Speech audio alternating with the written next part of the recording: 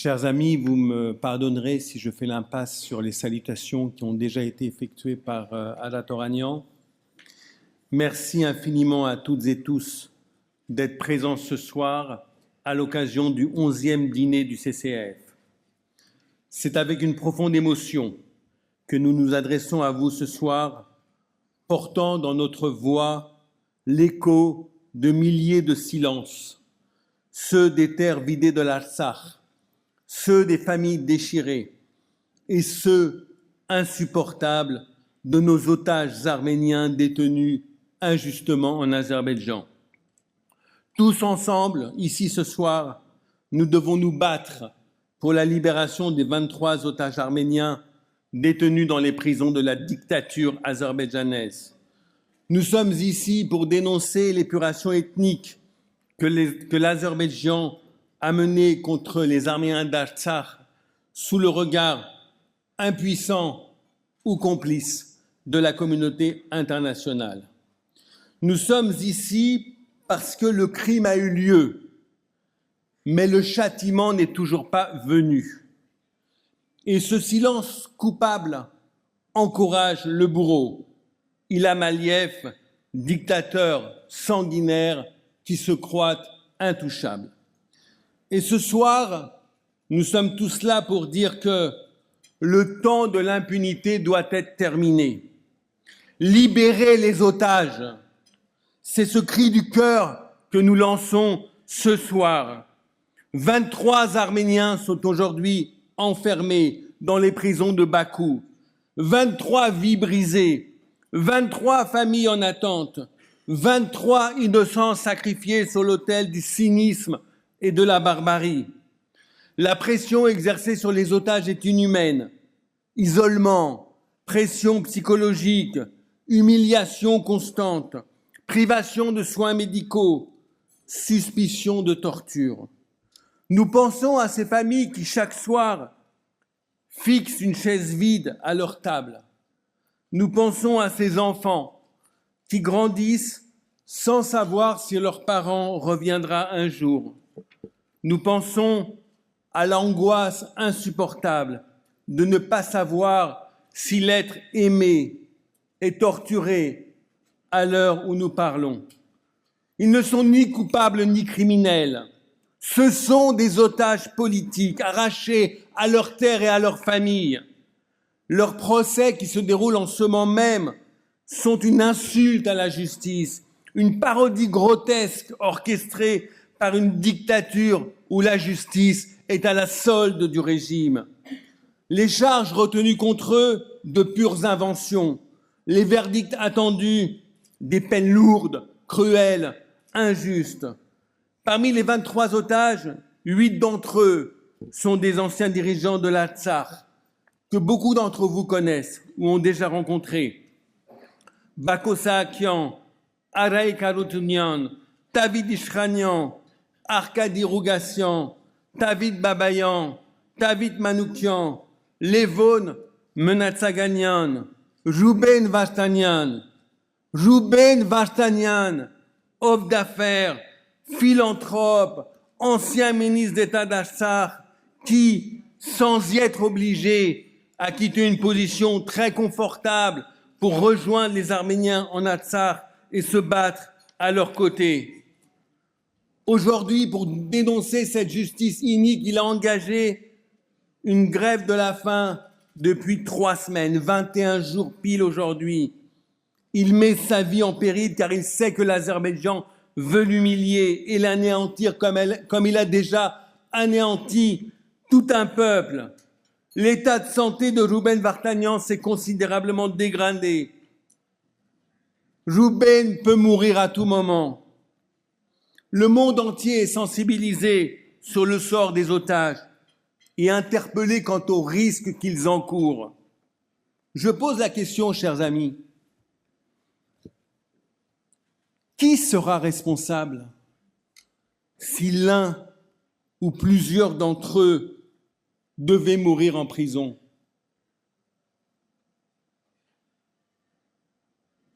Qui sera responsable? Ceux qui l'emprisonnent ou ceux qui détournent le regard et qui font preuve à minima de lâcheté par rapport à cette situation. Alors, face à cette horrible réalité, nous refusons de les abandonner, nous refusons de laisser faire. Même depuis sa cellule, Rouben Vartanian nous lance cet appel vibrant. Je cite, « J'ai compris ici qu'il ne faut jamais céder au désespoir ou à l'indifférence. Le désespoir signifie que l'étincelle divine en vous s'est éteinte, que vous avez cessé de croire en quoi que ce soit, que vous avez simplement abandonné. Je vous en conjure, ne perdez jamais la foi et ne cédez jamais au désespoir. C'est le fondement de notre avenir. » Chers amis, ces paroles sont un testament à notre responsabilité collective. Chers amis, mesdames et messieurs les ministres, mesdames et messieurs les maires et parlementaires, mesdames et messieurs les ambassadeurs, mesdames et messieurs les élus, chers amis, nous ne pouvons pas détourner le regard.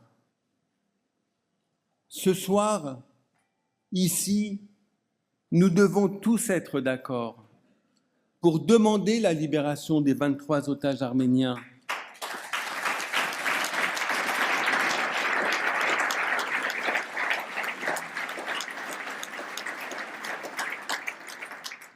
Organiser une pression diplomatique forte sur Bakou pour mettre fin à cette injustice. L'injustice où qu'elle se produise est une menace pour la justice partout ailleurs. Ces mots de Martin Luther King résonnent ce soir. Si nous tolérons ce crime, quel autre crime tolérerons-nous demain? L'histoire jugera ceux qui se sont tus. Ce soir, ensemble, donnons de la force à la question du droit du retour des Arméniens en Artsakh sur leurs terres ancestrales. 120 000 Arméniens ont été chassés de leurs terres, des villages entiers vidés, des églises profanées, un peuple déporté. Exigeons ensemble, comme l'a officiellement demandé la France, que la communauté internationale garantisse le droit au retour des Arméniens d'Artsakh dans des conditions de sécurité absolue sous protection internationale. Si nous ne défendons pas ce droit, alors nous acceptons l'épuration ethnique comme un fait accompli. Et nous le savons, l'histoire nous l'a enseigné, ce que l'on accepte en Artsakh aujourd'hui, d'autres peuples le subiront demain, je le répète. Nous demandons donc qu'en cohérence, des sanctions soient prises contre la dictature de l'Azerbaïdjan. Le CCF a entamé une procédure auprès de la Cour pénale internationale avec notre avocat, Maître Sevak Torossian, avocat agréé auprès de la CPI.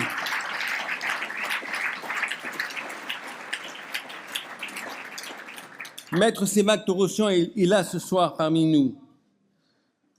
Ilham Aliyev doit être traduit devant le Cour pénale internationale pour crimes et génocide contre le peuple artsakh. Il est responsable d'un génocide, d'une épuration ethnique, d'un terrorisme d'État. C'était à l'automne 2023, il y a 18 mois. Au-delà de la nécessité pour l'État français de se joindre à notre démarche, nous demandons un embargo total sur les ventes à l'Azerbaïdjan, le gel des avoirs des dignitaires du régime en France,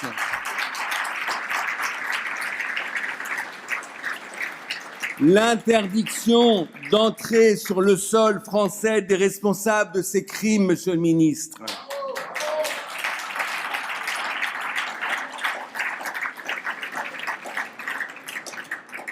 L'Azerbaïdjan est responsable d'une épuration ethnique, d'une déportation, d'un génocide, comme l'a signifié Luis Moreno Ocampo, le premier procureur de la Cour pénale internationale. Ça vaut pas la fermeture de l'ambassade d'Azerbaïdjan en France et l'expulsion du personnel diplomatique.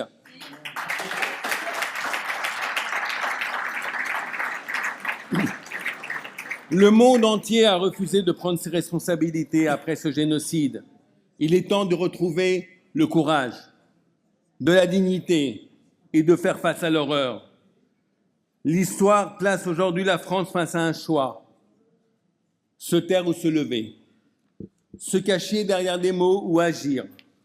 Mesdames et messieurs les représentants du gouvernement, la France a une voix qui porte, vous le savez. Elle doit l'utiliser pour mobiliser un front international contre le terrorisme d'État d'Aliyev. Mesdames et messieurs, chers amis qui êtes là ce soir, levons-nous pour l'Artsakh. Levons-nous. Levons-nous pour dire non à l'injustice. Levons-nous pour dire non à la soumission. Levons-nous pour dire oui à la liberté, à la justice et à la dignité. Levons-nous, chers amis, et applaudissons le courage de nos otages et leur dire que nous les soutenons et que nous nous battrons tous ensemble pour leur libération. Levons-nous et applaudissons la détermination des Arméniens à ne jamais abandonner l'Artsakh. Merci. Vive la justice. Vive l'Arménie. Vive l'Artsakh libéré. Vive la France.